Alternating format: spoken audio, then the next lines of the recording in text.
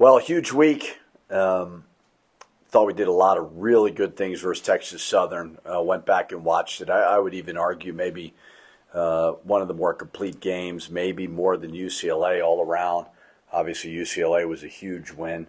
But now you've got two amazing opportunities, obviously, with first one being Arizona State, and then the winner or loser of St. Mary's USC. So you got two quality win opportunities right there.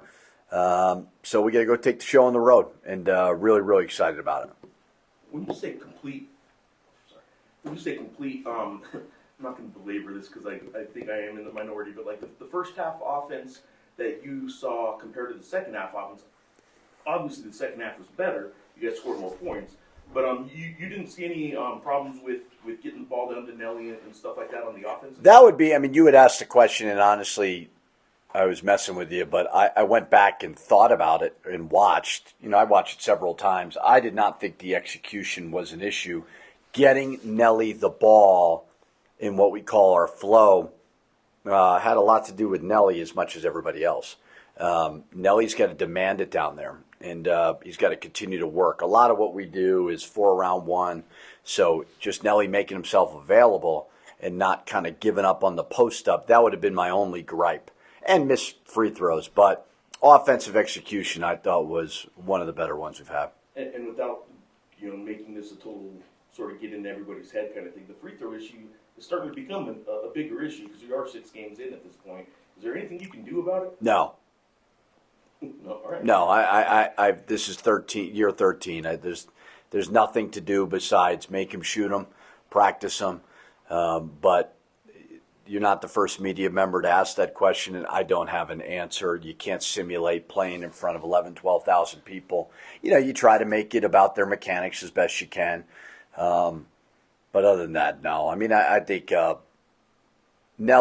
think Donovan's percentage will go up. I think True's will go up. We shoot him every day. Do you like when people give you suggestions like practice your free throws? Yeah, it's just so stupid, but there's so many things that I deal with that are stupid on a daily basis that it's, I just got to deal with it all. I like how you like me when you say that. Yeah. And then the last one, Philip obviously had a big game. I'm curious if a 1-game sample size kind of overrides a 5-game sample size and he starts getting more minutes again. Yeah, everything's game to game. I think the issue is I think Braden's playing well. I don't know if it's an issue as much as a good problem to have, but I think Braden, is looking more comfortable than Philip out there. I think Philip will get there. I thought that was a great step in the right direction. Ideally, you want everybody to look that way. I was giving Cade crap earlier, just messing around with him about, I'm not going to play him versus Arizona State. He said, "You never play me in the big games." And I said, "Well, don't look like you're going to vomit like you did versus Madison Square Garden." And he said, "I'll be ready." And I said, "I know you will." And they're all going to. Cade's minutes will increase. I really love his game. He's going to be really, really good. I just look at Philip like a freshman too. So it's more about just comfort level. And I think a lot of these games are great for them. And it's hard when you're playing at St. John's, you're playing UCLA, then you're going to go play in this tournament to get guys acclimated. But yes, I hope Philip takes that and really, grow some confidence and belief in himself. Coach, just looking at Arizona State, you got 2 standout freshmen. You kind of talk about them and just overall how you think you match up. Talented, very, very talented. McDonald's All-American, some good transfers. Going to be challenged. They challenged themselves early, even with their exhibition game playing Duke. But they've had some close games. They went at Gonzaga. Nobody comfortably plays at Gonzaga, and they looked like it was anybody's game.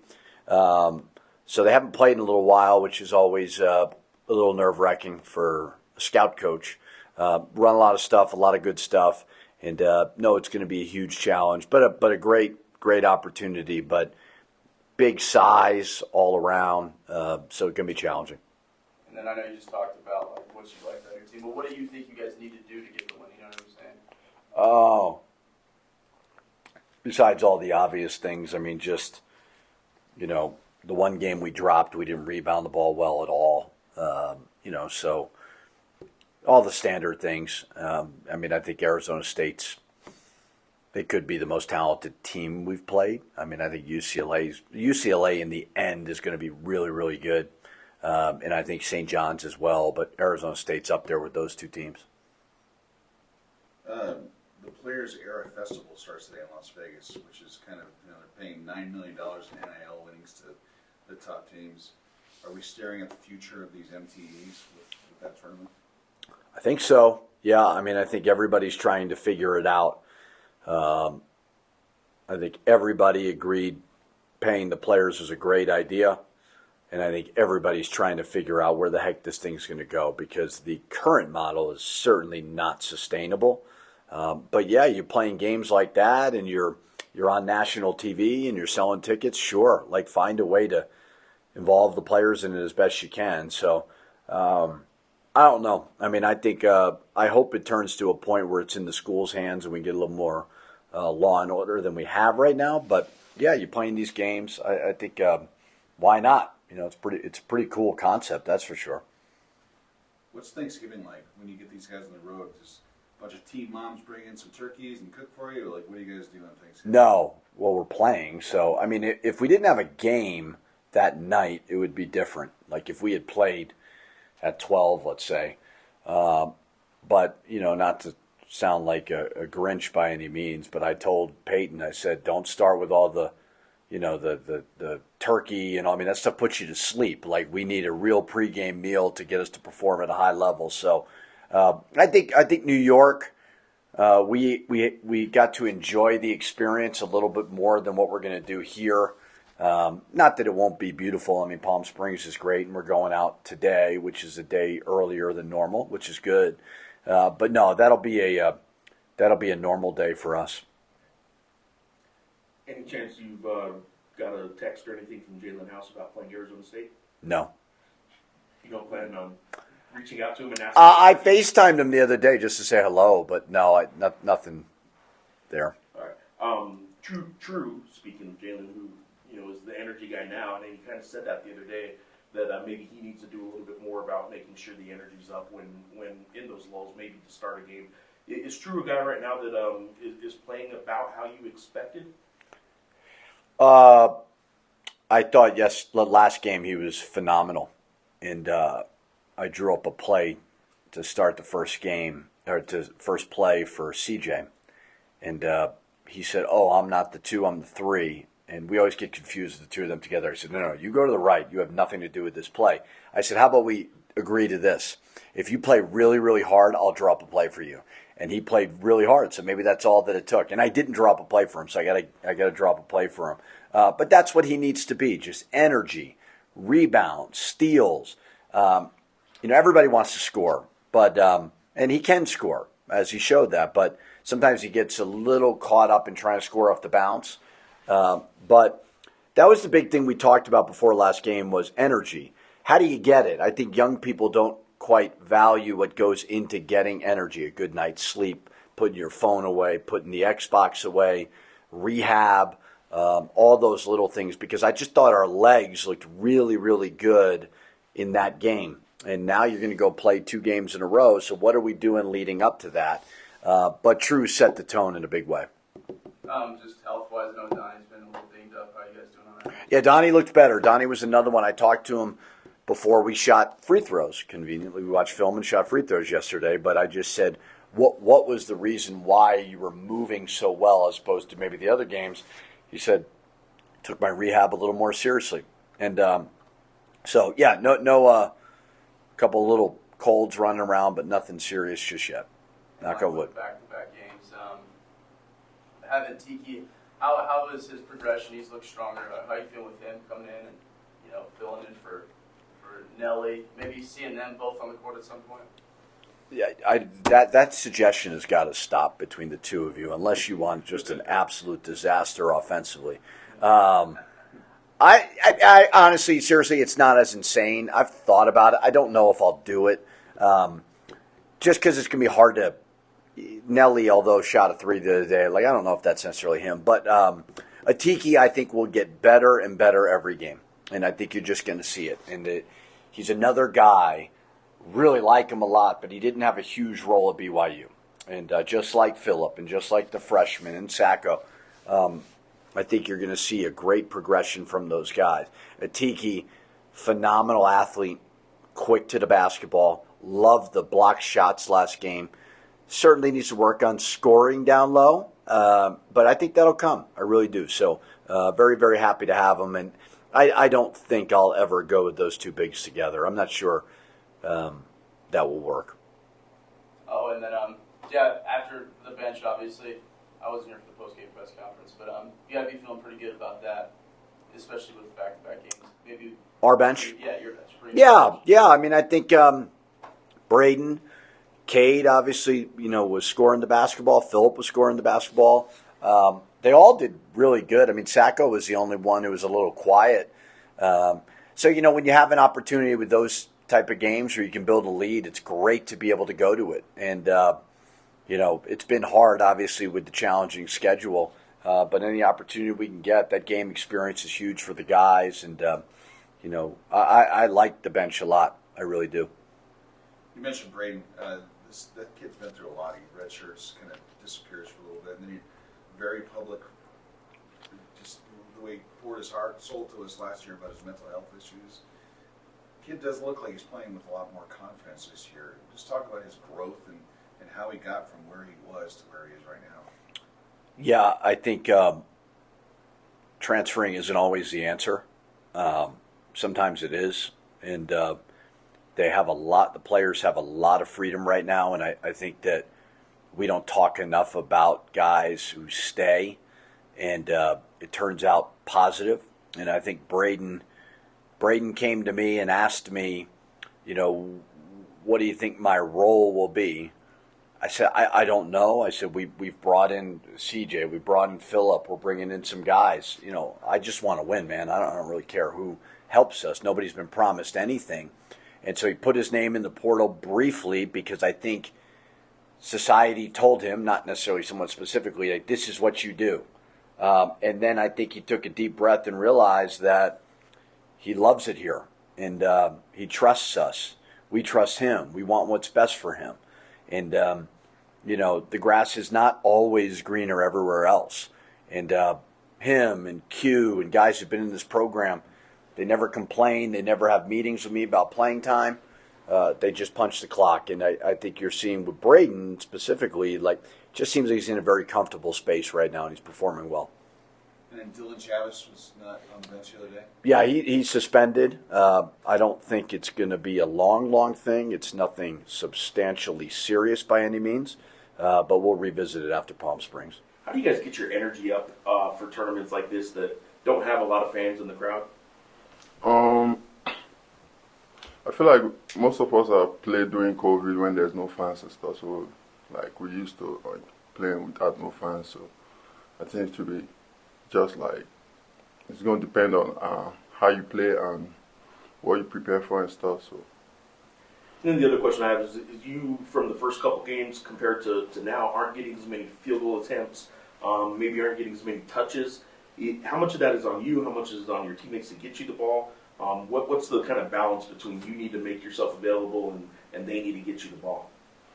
I feel like most of my teammates right now, they're doing great. They're scoring the ball. So as far as they're playing good, so I'm okay with that, So, yeah.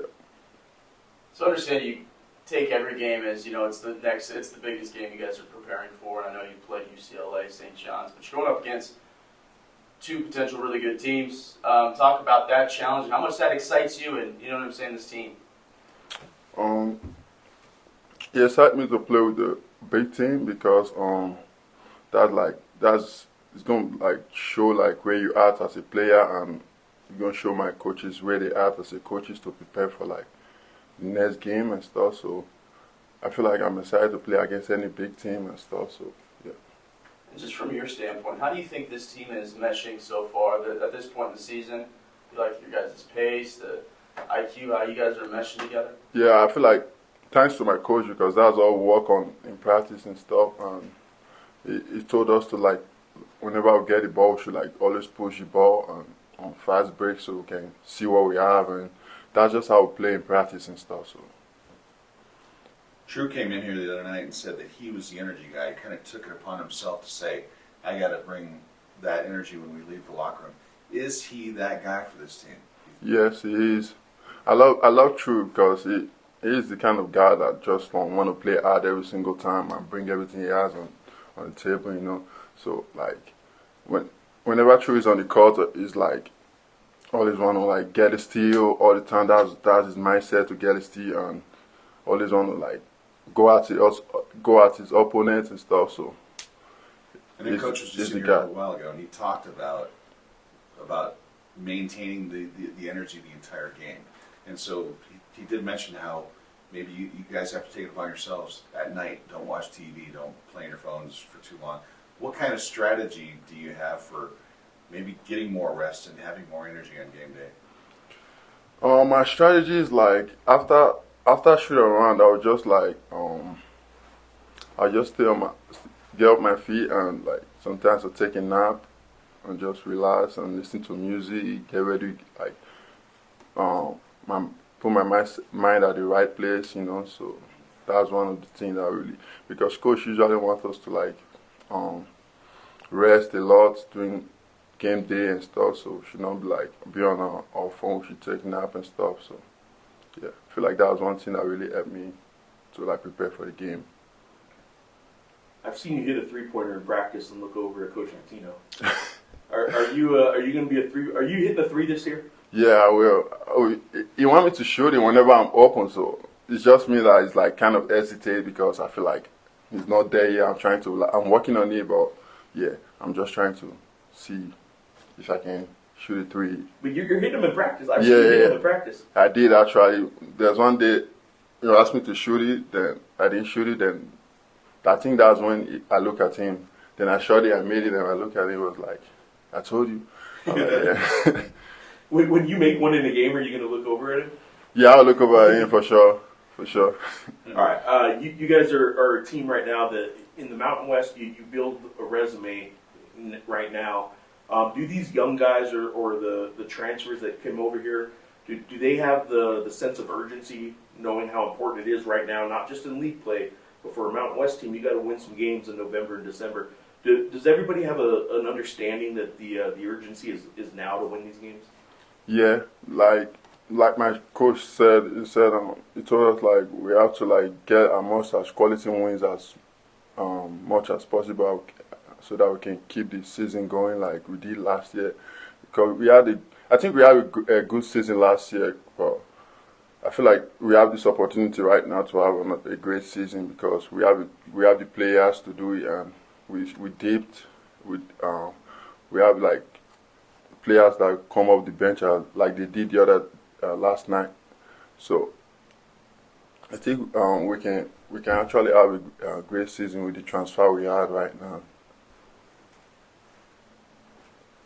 Geoff over here and Jared, they really want to see you play at the same time as a Tiki. Have you tried to talk coach into letting the two of you play at the same time? Oh my. Same time as a Tiki, like right now, I think that's possible. I can actually play the 4 and he can play the 5. So I think that's going to be possible for sure because we're probably going to have foul issues and stuff. He going to want to put me in the 4 and put a Tiki. I see that happening though, for sure. But that's because you're a 3-point shooter now. Yeah, because I can shoot. Yeah, because I can stretch it out for sure. All right, so you want to know what his answer was when we asked? He said no. Not going to happen. It's probably go up. He tried it in practice though. He tried it in practice, but I don't know. that was not looking good. So. Anything else for Nelly? Thanks, Thank Nelly. you. Thank you.